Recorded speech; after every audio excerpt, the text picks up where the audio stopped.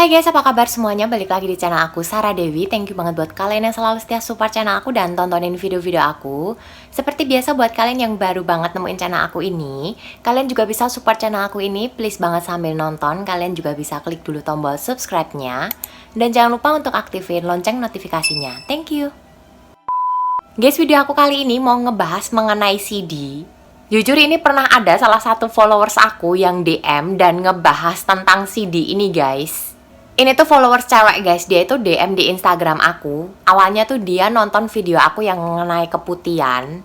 Terus dia itu mulai sharing ke aku ngebahas tentang CD.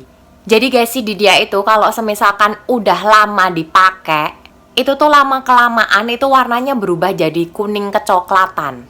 Bahkan nggak cuman itu aja, jadi tuh CD-nya tuh kayak mengeras gitu. Jadi kainnya itu kalau dipegang itu kayak mengeras. Dan berubah warnanya tuh jadi kuning kecoklatan. Dan jujur aku pun pernah mengalami, cuman aku nggak ada contoh CD-nya karena udah lama banget dan CD-nya udah aku buang. Dan bener guys, CD aku tuh pernah jadi kuning kecoklatan gitu. Jadi tuh lama-lama tuh jadi kuning kecoklatan. Apalagi kalau warna kainnya tuh putih, itu kelihatan banget. Kejadiannya udah lama banget, kalau nggak salah tuh waktu aku tuh masih SMA atau kuliah. Ngalamin punya CD yang berubah warna seperti itu. Dan memang guys, waktu aku mengalami itu tuh posisinya aku tuh sering banget yang namanya tuh keputihan. Aku pernah sharing di beberapa video aku mengenai aku tuh menghadapi keputihan bahkan bertahun-tahun. Udah ke semua dokter spesialis sejak dari aku tuh masih sekolah. Dan keputihan inilah guys, misalkan terlalu banyak dan sering, jadi tuh setiap hari mengalami keputihan, inilah yang bisa menyebabkan bekas kuning atau kecoklatan pada CD kita. Dan bisa jadi kita itu terlalu mengabaikan keputihan kita. Jadi kita tuh sering nggak sadar kalau kita itu keputihan karena saking sibuknya atau saking padatnya aktivitas kita dan kondisi psikis kita itu stres, kita sering kali tuh nggak sadar kalau keluar keputihan. Selain kondisi psikis, bisa juga karena hormonal. Jadi semisalkan cewek itu mau datang bulan, itu biasanya juga muncul keputihan dulu. Cuman kayak yang pernah aku bilang guys di video aku sebelum-sebelumnya, kita harus mengenali keputihan yang perlu diwaspadai dan juga keputihan tuh yang normal. Ini tuh menurut aku mutlak dan penting banget buat semua wanita untuk belajar ngebedain ciri-ciri keputihan yang nggak normal yang perlu diwaspadai dengan keputihan yang normal. Yang setahu aku guys, misalkan keputihan yang normal itu tuh dari warnanya dulu udah kelihatan, warnanya tuh putih bening. Lalu yang paling penting lagi itu nggak gatal dan juga nggak bau.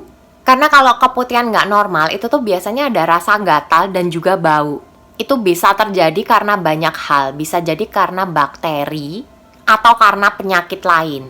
Tapi semisalkan keputihannya itu nggak ada rasa gatal, terus juga nggak terlalu banyak, cuman lendir putih kebeningan aja, menurut aku itu tuh masih normal karena keputihan sendiri ini tuh fungsinya untuk mengeluarkan kotoran dalam bentuk cairan atau lendir itu guys. Asal ciri-cirinya dan juga jumlahnya itu tidak berlebihan.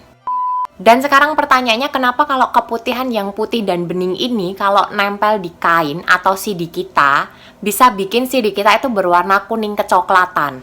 Nah masalahnya cairan keputihan yang menempel di CD kita atau di pakaian kita itu guys, itu tuh teroksidasi dengan udara. Jadi bisa berubah warna menjadi kuning kecoklatan. Lalu semisalkan keputihan ini tuh udah menempel di CD kita atau di pakaian kita, terus dia mengering, itu tuh bisa mengakibatkan pakaian kita atau CD kita itu mengeras atau kaku gitu guys. Jadi tuh kalau kalian pegang itu tuh kerasa kaku bagian kain yang tertempel keputihan kita. Dan satu-satunya solusinya guys, kita itu harus mencegah atau paling nggak itu mengurangi jumlah keputihan yang keluar dengan berbagai cara yang udah pernah aku sharingin ke kalian, termasuk juga dengan menjaga kebersihan area V kita. Kayak yang pernah aku bahas sebelum-sebelumnya guys, yang pertama tuh kalian harus memperhatikan kalau kalian itu memilih CD, yaitu mengenai bahan CD ini sendiri guys. Jangan memilih bahan yang gerah atau panas, yang nggak bisa menyerap keringat. Jadi semisalkan kalian beli CD itu tuh cari yang bahannya tuh katun. Mereknya itu bebas, pokoknya kalian itu pilih yang bahannya itu katun, jangan bahan yang nggak bisa nyerap keringat. Karena kalau semisalkan kalian itu pakai yang nggak bisa menyerap keringat, itu nanti bikin area V kalian itu jadi lembab. Disitulah bisa muncul jamur, bakteri, segala macam yang bisa mengakibatkan keputihan itu sendiri. Lalu yang kedua, selain bahan katun, usahakan pilih CD itu jangan yang terlalu sempit atau ketat. Biar sekitar area V kalian itu tuh nggak lembab. Jadi seperti halnya tadi untuk mencegah timbulnya bakteri dan juga jamur. Lalu yang penting lagi guys, minimal kalian itu kalau ganti CD itu tuh sehari 2 kali. Jadi jangan dipakai seharian, apalagi sampai berhari-hari. Bahkan ada lagi yang dibolak-balik. Karena males ganti atau males nyuci, jadinya tuh CD-nya dibolak-balik, nggak ganti-ganti. Itu baiknya tuh dihindari.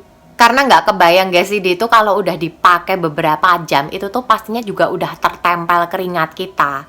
Kalau sampai kalian itu nggak ganti-ganti CD atau nggak rajin ganti CD, itu kalian bisa bayangin sendiri jumlah bakteri yang ada di CD kita. Lalu yang berikutnya, jangan pernah joinan CD. Bahkan itu sama saudara kita sendiri, misalkan sama kakak kita atau adik kita, itu tuh jangan pernah joinan atau sharing CD. Jadi itu ganti-gantian atau tukar-tukaran CD. Itu nggak boleh banget. Sekalipun CD-nya itu udah bersih dari lemari, cuman kalian itu tukar-tukaran atau pinjem-pinjeman, itu tuh nggak boleh. Lalu ada lagi guys, aku tuh dulu tuh pernah punya temen, terus dia itu kesehariannya tuh pakai panty liner. Jadi dia itu cuman pakai panty liner aja, dia buang, tapi CD-nya masih itu-itu aja. Cuman males nyuci CD, dibela-belain beli panty liner untuk keseharian. Padahal panty liner ini kalau dipakai keseringan, apalagi kalau kalian itu males-males gantinya, itu juga bisa bikin lembab dan bikin banyak bakteri. Nggak cuman panty liner guys, pembalut pun juga bisa. Semisalkan kita lagi datang bulan, terus udah penuh dan kita males ganti, itu juga bisa mengakibatkan banyaknya bakteri yang menumpuk. Bisa jadi mengakibatkan keputihan itu sendiri. Lalu yang pernah aku bahas juga dan udah aku ulang berkali-kali mengenai membasuh atau mencuci V kita. Jangan sampai salah guys, kalau kalian itu ke dokter spesialis, ini tuh pasti ditekankan berulang-ulang kali. Kalau membasuh atau mencuci V itu tuh jangan dari belakang ke depan, tetapi dari depan ke belakang. Dan nggak perlu juga menggunakan pewangi-pewangi gitu guys. Jadi tuh produk-produk pewangi atau sabun-sabun pembersih itu tuh nggak perlu juga. Karena takutnya itu malah justru merusak pH alami, yang justru bisa mengakibatkan bakteri itu tuh muncul. Cukup pakai air yang mengalir, jadi tuh air yang bersih aja. Nggak usah dimacem-macemin kayak yang aku sharingin dulu guys. Aku tuh udah berkali-kali ke dokter spesialis, ke dokter SPOG. Hampir semua dokter itu nyaranin nggak perlu pakai pewangi-pewangi, pembersih-pembersih kayak gitu. Cukup mencuci bersih pakai air aja dari depan ke belakang. Dan yang terakhir kayak yang aku bilang di awal tadi guys, hindari tuh aktivitas yang mempengaruhi psikis kalian. Jadi jangan terlalu stres, karena salah satu faktor penyebab keputihan itu juga faktor psikis. Semisalkan kita itu terlalu banyak aktivitas yang bikin psikis kita itu jadi stres. Nah itu dia guys, selebihnya kalau kalian itu merasa keputihan kalian tuh nggak normal, apalagi kalau jumlahnya itu berlebihan dan terlalu sering, dan kalian udah melakukan ini semua dan menghindari ini semua, sebaiknya itu kalian konsultasi ke dokter. Karena kayak dulu yang pernah aku alami juga guys, itu tuh ada beberapa obat yang memang dibutuhkan. Setelah konsultasi biar kalian itu tahu penyebabnya itu apa. Kalau aku dulu tuh karena bakteri. Makanya semisalkan kalian tuh punya gejala keputihan yang nggak normal tadi, bahkan yang berlebihan setiap hari dan jumlahnya itu banyak, lebih baiknya lagi kalian langsung aja konsultasikan ke dokter. Kalau sekarang kalian tanya ke aku kondisi keputihan aku gimana, kalau menurut aku guys, keputihan aku tuh udah normal banget. Jauh banget, beda banget dibandingkan dulu yang setiap hari dan jumlahnya tuh banyak. Kalau sekarang aku tuh keputihan biasanya itu kalau mendekati tanggal datang bulan aku, H-2 atau H-3 aku tuh mau datang bulan itu tuh keluar keputihannya. Atau faktor psikis yang aku bilang tadi guys, misalkan aku tuh terlalu capek atau aku tuh stres, itu tuh kadang masih keluar. Cuman masih dalam jumlah yang normal dan tidak ada gejala-gejala keputihan yang abnormal. Udah beberapa kali guys aku sharingin ke kalian, mulai dari makanan, minuman, kebiasaan yang aku lakuin sampai keputihan aku tuh jadi normal seperti sekarang. Kalian bisa langsung aja nonton video-video aku mengenai keputihan berdasarkan sharing dan pengalaman aku sendiri. Nanti aku tulis semua linknya di description box aku, jadi kalian bisa langsung aja cek di description box aku. Oke guys, sekian dulu video dari aku, semoga bermanfaat buat kalian semua. Jangan lupa kalau kalian punya pengalaman yang sama atau kalian udah sembuh dari keputihan, kalian bisa komen dan sharing-sharing di bawah ini. Siapa tahu bisa bermanfaat buat yang lainnya. Kalau kalian suka dengan video ini, jangan lupa untuk klik tombol like-nya dan share ke teman-teman kalian. Please terus support channel aku guys dengan klik tombol subscribe-nya dan aktifin lonceng notifikasinya. Buat kalian yang mau sharing-sharing atau kalian mau request konten, kalian bisa follow dan DM Instagram aku yang ada di atas sini. Oke guys, aku pamit dulu. Thank you banget kalian udah tontonin sampai akhir. Tetap sehat, tetap semangat. Ketemu lagi di video aku selanjutnya. Thank you.